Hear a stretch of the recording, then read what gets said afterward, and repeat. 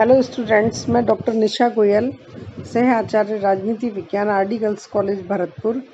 हम लोग देख रहे थे बीए पार्ट सेकंड के सेकंड पेपर के भारतीय शासन अधिनियम 1919 की असफलता के कारण। आज हम देखेंगे असफलता के बाहरी परिस्थितियाँ।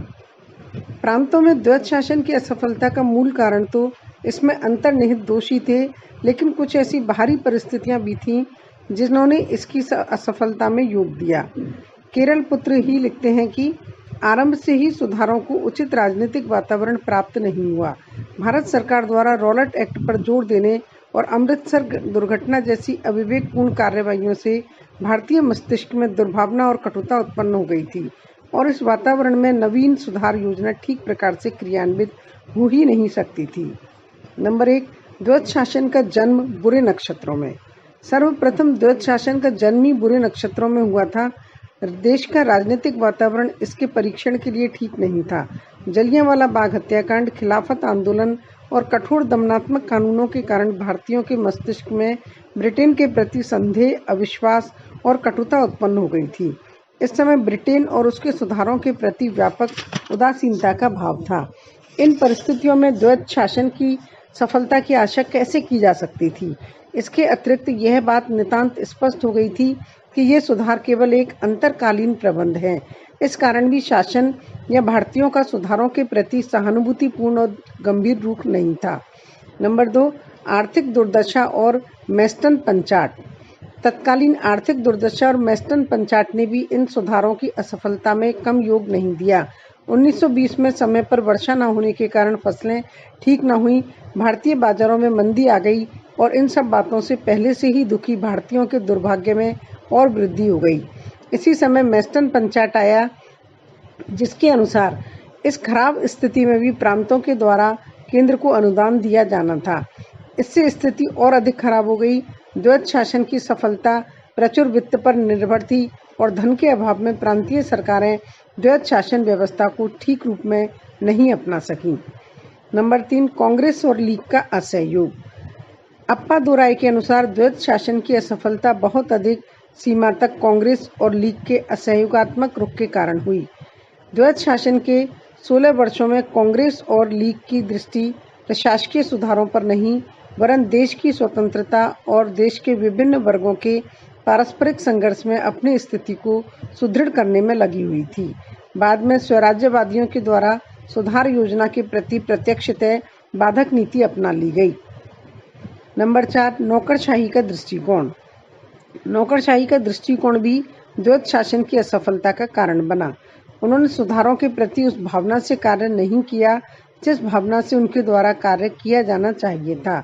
वे अपनी शक्ति को कम करने और लोकप्रिय मंत्रियों के अधीन वफादारी कार्य करना नहीं चाहते थे।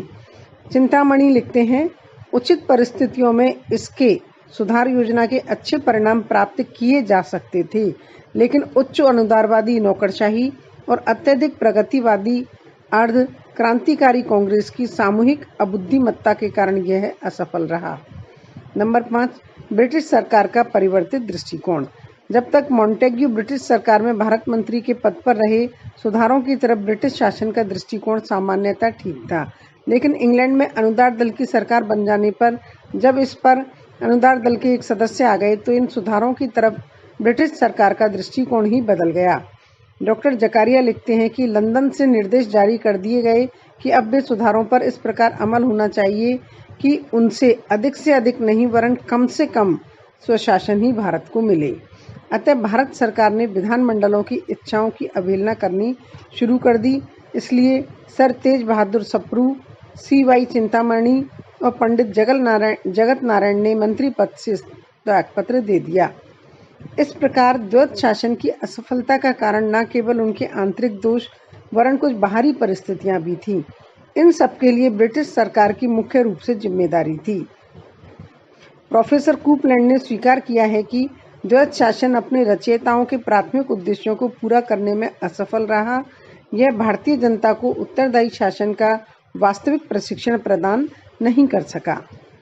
ये थे द्वैत शासन की असफलता के कारण, लेकिन राष्ट्रीय आंदोलन में द्वैत शासन की उपयोगिता या महत्व भी हम देख सकते हैं।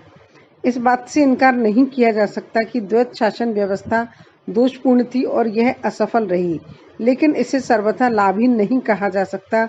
यह भारत में भविष्य के संवैधानिक विकास के लिए सहायक रही।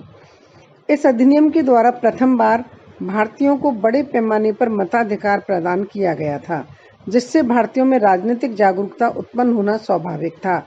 अधिनियम के आधार पर नियमित रूप से होने वाले चुनावों ने भारतीयों में सार्वजनिक जीवन के प्रति रुचि उत्पन्न की। अधिनियम ने महिलाओं को मताधिकार देने की बात प्रांतीय सरकारों पर छोड़ दी थी और व्यवहार में लगभग सभी प्रांतों में पुरुषों के साथ साथ महिलाओं को भी मताधिकार प्रदान किया गया। अधिनियम के द्वारा पहली बार परिषदों में संसदीय वातावरण को जन्म दिया गया। अब भारतीय मंत्रियों द्वारा ब्रिटिश नौकरशाही के उच्च पदासीन सदस्यों को आदेश दिए जाने लगे, जिसका मनोवैज्ञानिक प्रभाव भारतीयों में हीनता की भावना की समाप्ति था। अब भारतीयों को सरकार के उन शासकीय रहस्यों के बारे में जो अब तक सरकार उनसे छिपा रही थी, उसका भी कुछ ज्ञान होने लगा। एक देख सकते हैं, द्वैत शासन के परिणाम स्वरूप सार्वजनिक सेवाओं के भारतीयकरण को प्रोत्साहन मिला। अनेक अंग्रेज अधिकारी भारतीय मंत्रियों के अधीन कार्य करने के लिए तैयार नहीं थे, वे भारत से चले गए। ऐसी स्थिति में उनके स्थान पर भारतीयों को ही नियुक्त किया गया। इस नवीन शासकीय व्यवस्था का एक और लाभ भी हुआ। अनेक भारतीय राजनीतिज्ञों ने परिषदों में प्रवेश किया।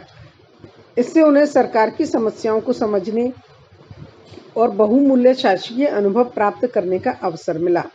प्रशासनिक क्षेत्र में भारतीयों के द्वारा जिस योग्यता का परिचय दिया गया था, उससे भारतीयों की शासन संचालन की क्षमता पर संदेह नहीं किया जा सकता था।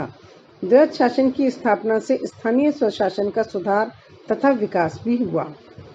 इन सबके अतिरिक्त प्रांतीय क्षेत्र में कार्य करने वाले भारतीय मंत्रियों ने विभिन्न क्षेत्रों में सुधार करने और सामाजिक कुरीतियां दूर करने की दिशा में सराहनीय कार्य किया। जैसे मद्रास की जस्टिस पार्टी ने दक्षिण भारत के मंदिरों के संबंध में सुधार किए और पंजाब की यूनियनिस्ट पार्टी ने शिक्षा के विस्तार और कृषकों की स्थिति में सुधार की दिशा में महत्वपूर्ण कदम उठाए। मद्रास और बम्बई के अनिवार्य प्राथमिक शिक्षा और औद्योगिकीकरण की व्यवस्था की गई। स्पीयर लिखते हैं कि अपने समस्त दोषों के बावजूद ये सुधार अंतिम लक्ष्य पूर्ण स्वराज्य की ओर ले जाने वाले राजमार्ग पर पहला पड़ाव थे। ये थी भारतीय शासन अधिनियम 1919 और द्वैत शासन प्रणाली की स्थापना, उसकी असफलता और उसका भारतीय राष्ट्रीय आंदोलन में महत्व। अगले लेक्चर में हम देखेंगे भारतीय शासन अधिनियम 1935। धन्यवाद।